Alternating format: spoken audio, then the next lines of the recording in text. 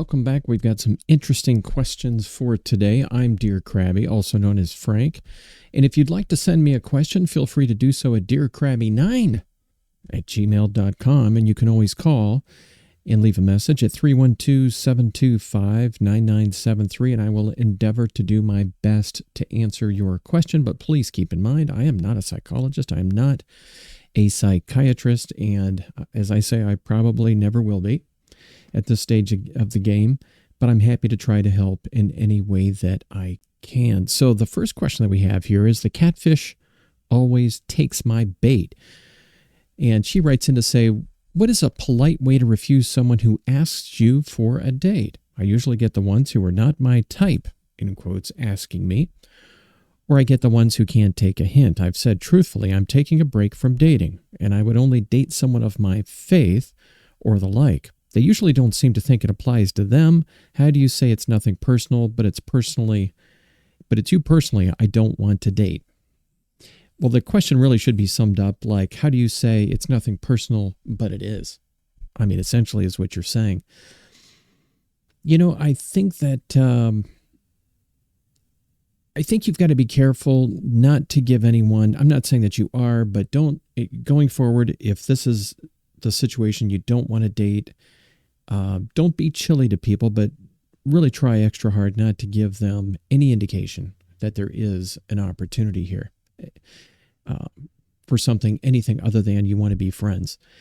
And another way to say it is, you know, you've got some good responses so far, but another thing that you might want to try is just that you want to be friends and you don't want anything more involved or serious at this time. You're just looking for friends. That's all you're looking for. I mean, that's another way to do it. But, you just have to find different ways to kind of embellish that theme that you just want to be friends. And I think it'll probably work out for you. So we've got another question that's coming in. It's entitled, Might Say the Spanking Didn't Hurt.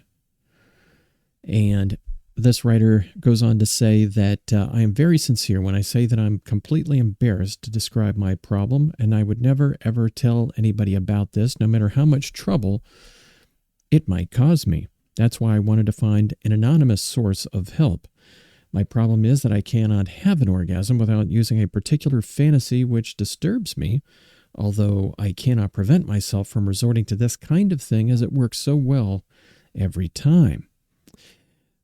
There was one and only one time that my father spanked me as a child. When he did, for reasons unknown to me, I had an orgasm, she says.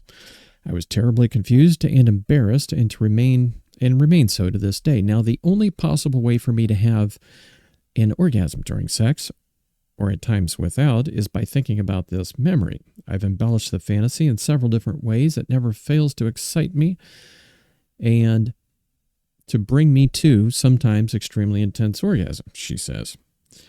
So this is not one of the normal questions that we get, but we will try to do what we can. She goes on to say that afterwards I feel embarrassed and ashamed, but it never stops me from doing it again later.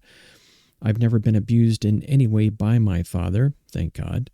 I should probably add that he is no longer around and hasn't been for years. Any insight you can provide would be greatly appreciated, and please don't tell me to seek counseling. I could never bring myself to do that. Well, yes, this is a powerfully interesting question. And the one thing I can maybe try to suggest to you is this, that the memory that you have possibly has to do with authority figures and not necessarily your father. So I think that maybe for your own good, if you could envision,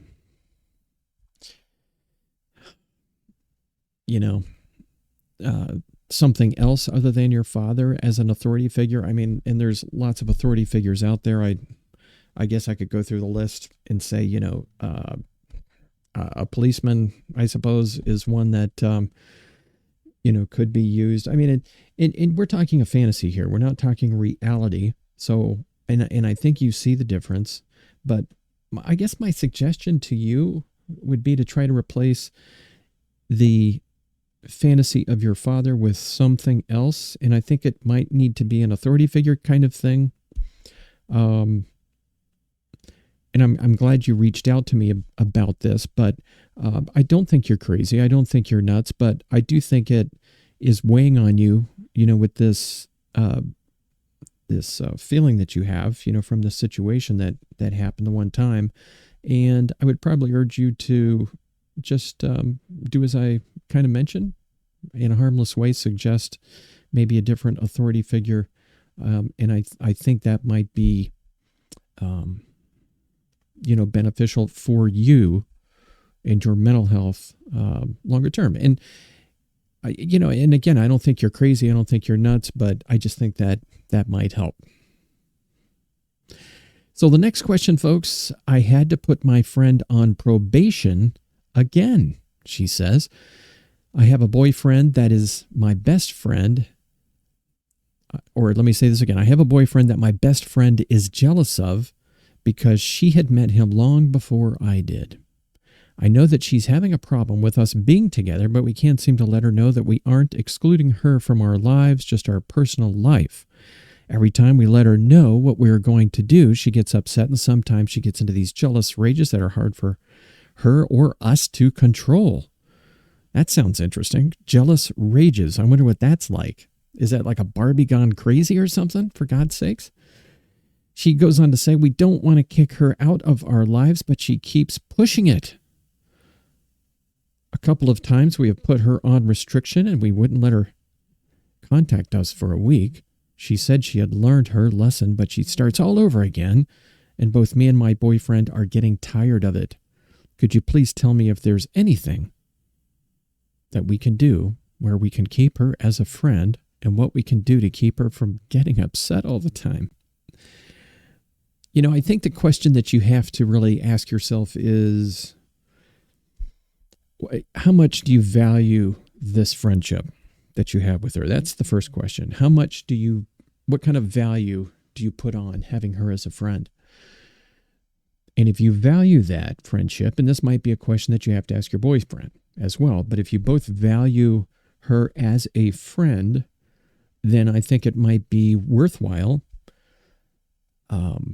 And you're doing the right thing. You're setting up the boundaries, but I think you have to be more firm about what happens, when she steps over those boundaries. And again, we're assuming that this is a friend that you want to keep.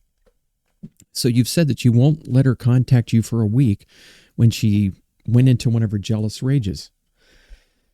So I think it's maybe time for another discussion with her, and maybe sit down with her and have this discussion about the boundaries that need to be in place, and tell her last time it was a week.